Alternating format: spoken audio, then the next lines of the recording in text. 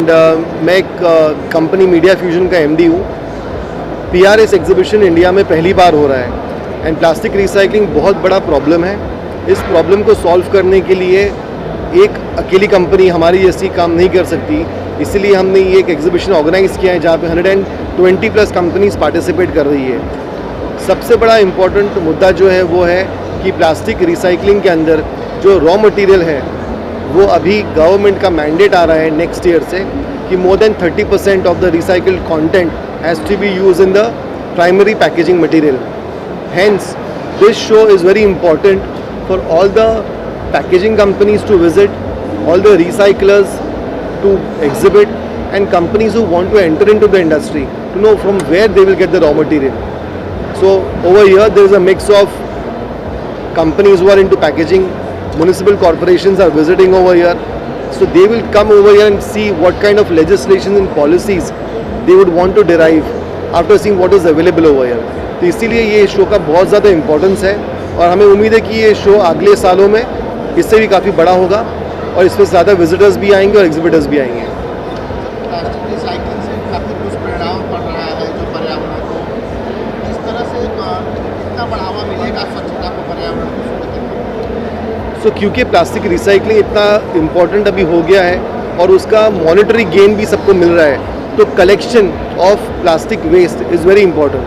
अभी की तारीख में आपको इंडिया में जो सेग्रीगेशन ऑफ प्लास्टिक वेस्ट हो रहा है, very importantly the pet bottles, आपको किसी भी डस्टबिन के अंदर पेट बॉटल्स वेस्ट नहीं दिखेगी, बिकॉज पेट बॉटल का ही वैल्यू है और वो वैल्यू सब लोगों को पता चल गया है।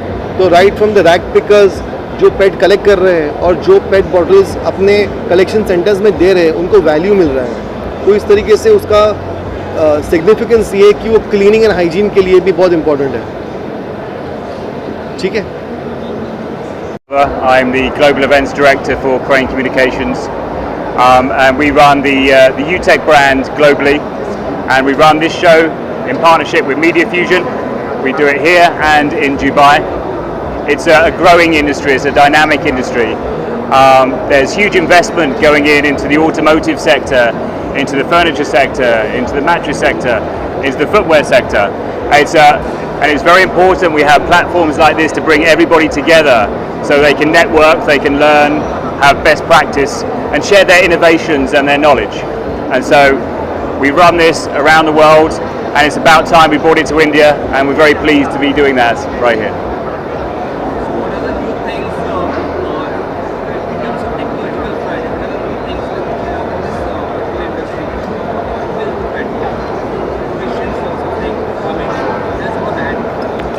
You're asking about the footwear industry? No, PU. UTech. You want to say something about that? Okay. Hello friends, my name is Anurag Puri. I am the owner and CEO of AS Enterprises, which is India's pioneers in the field of machinery for flexible PU foam.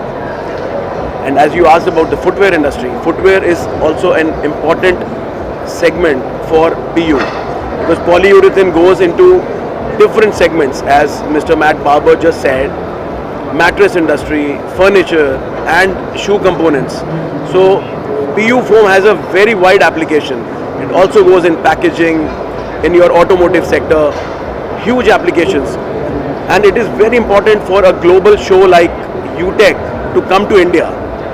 I think it's a milestone. We should all take this very seriously, and it's a very big platform because my company, myself, we have been participating in all UTech shows across the world, and it is the biggest show for PU. So I invite everybody who is connected in any way with the PU industry to come and visit this show and be a part of this beautiful industry.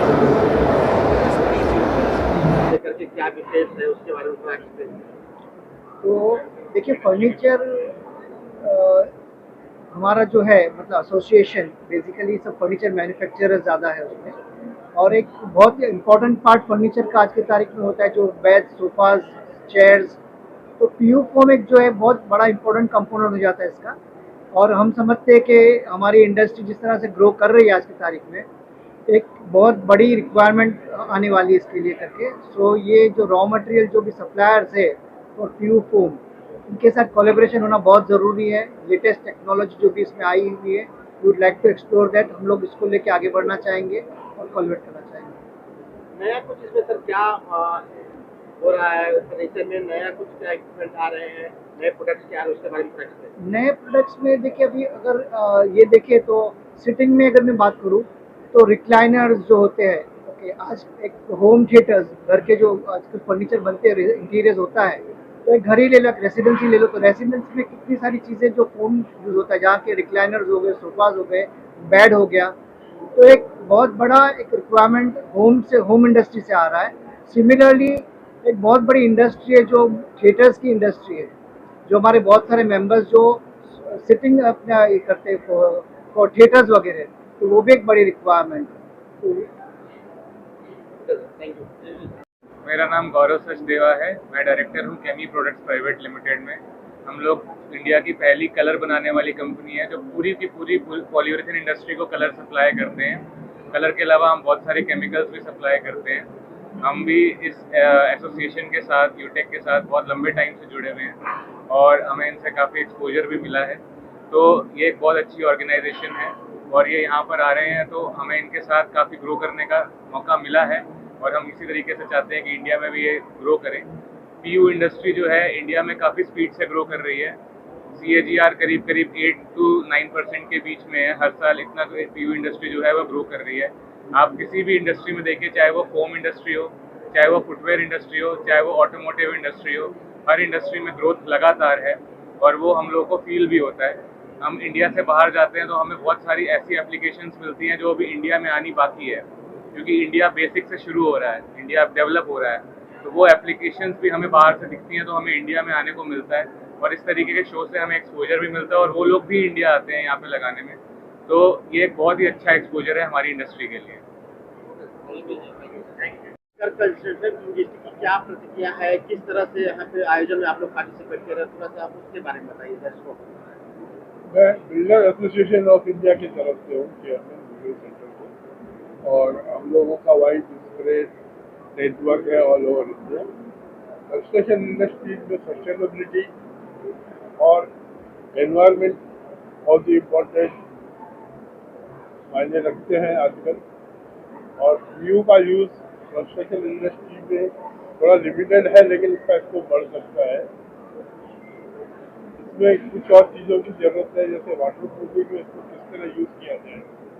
Insulation के लिए ये बहुत ज़्यादा use होता है, जिसके कारण indirectly power की सेविंग होती है। एयर कंडीशनिंग का यूज़ कम होता है, एयर कंडीशन की कैपेसिटी में ज़्यादा एफिशिएंसी से,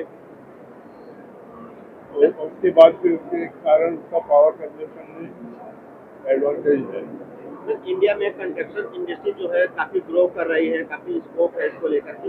नए तकनीक इसमें और नए मटेरियल्स किस तरह से यूज किए जा रहे हैं, उसको जरा उसको लेके जानकारी। कंस्ट्रक्शन इंडस्ट्रीज में डेवलपमेंट और आज का जो मोटो है और जो टारगेट्स हैं गवर्नमेंट के इंफ्रास्ट्रक्चर में और कंस्ट्रक्शन में, उसमें नई नई मशीनरी और नए इक्विपमेंट्स आ रहे हैं, क्योंकि लेबर की शॉर्टेज और स्किल लेबर की शॉर्टेज होने के कारण इस तरफ बहुत ज़्यादा ध्यान दिया जा रहा है। और जो भी टारगेट्स हैं वो बहुत ही लिमिटेड है, पहले जैसा नहीं है कि एक रोड बनना है तो 10 साल तक बनना है, तो ऐसा नहीं है। तो समय को कम करने के लिए मशीनरी, इक्विपमेंट, केमिकल्स वगैरह का यूज़ बढ़ गया है और वो आगे भी बढ़ता रहेगा, क्योंकि यहाँ डिमांड बहुत है और अपना कंट्री बहुत बड़ा है और आगे डेवलपमेंट में इस समय काफ़ी आगे है। Thank you.